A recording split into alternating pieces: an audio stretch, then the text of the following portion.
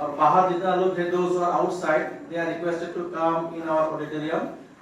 We are going to proceed the third day's program.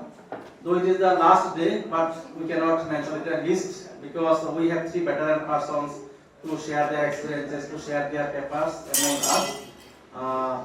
Today, before going to start the third day's program, may I request Dr. ABHISHEK KASHYAP sir, please to recapitulate yesterday's program in a nutshell.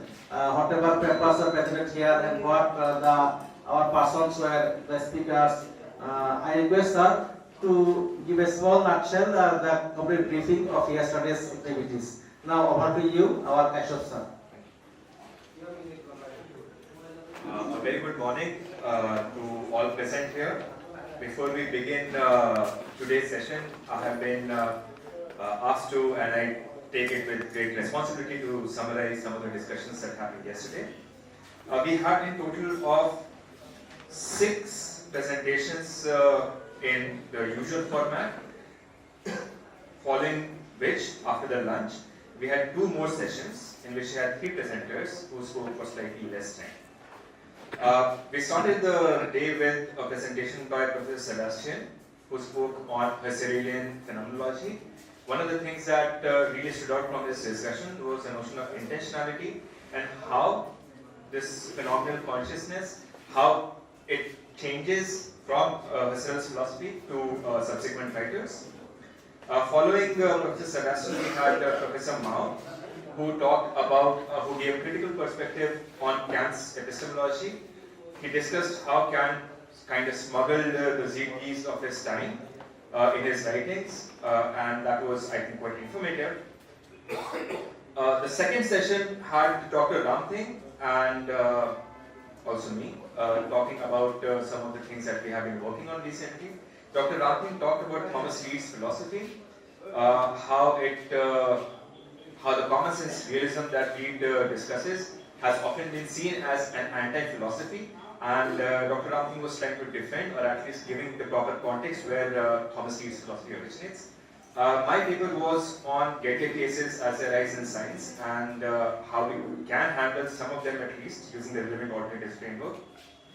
After our session, we had Dr. Akwejam and Dr. Arup Jyoti present their discussions, present their research. Dr. Akwejam spoke on Derrida's philosophy, how it departs from Husserl's philosophy, and she tried to rehabilitate the epistemological grounds or rulings of Derrida's philosophy against the critique that he is a skeptic.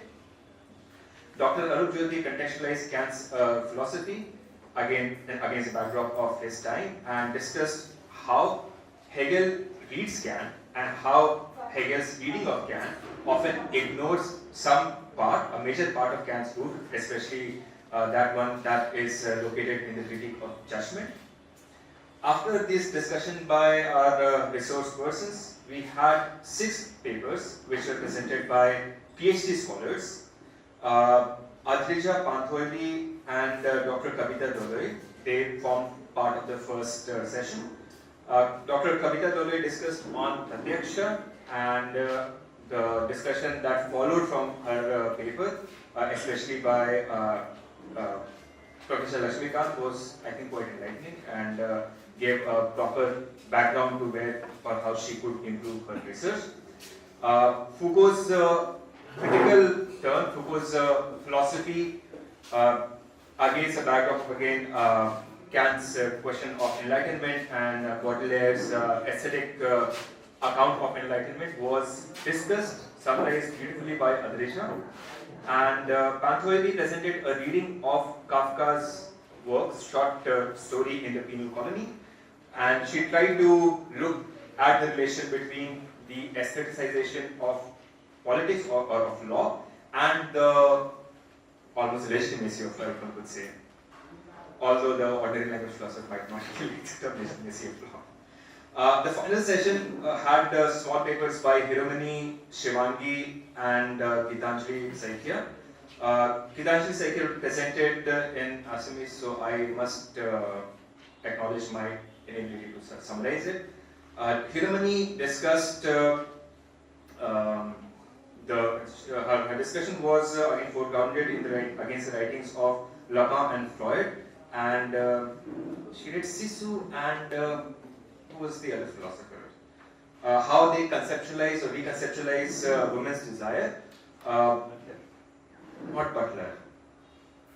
Sisu and I'm sorry, the name escapes me right now. How they conceptualize women's desire as opposed to the biological reading offered by Freud and the psychoanalytic reading offered by Lacan. Shivani Kristeva, thank you. Yeah, her work was based on a reading of Julia Kristeva. Shivani read Butler's account of gender, and she tried to argue how Butler's account of gender, it critiques the accepted or the prevailing understandings of gender, and she wants to read an epistemological framework in Butler's philosophy, and I'm sure she will develop it as time goes on. That was for yesterday. I'm sure I'm speaking on behalf of all of us that we're really looking forward to today's discussions. Thank you.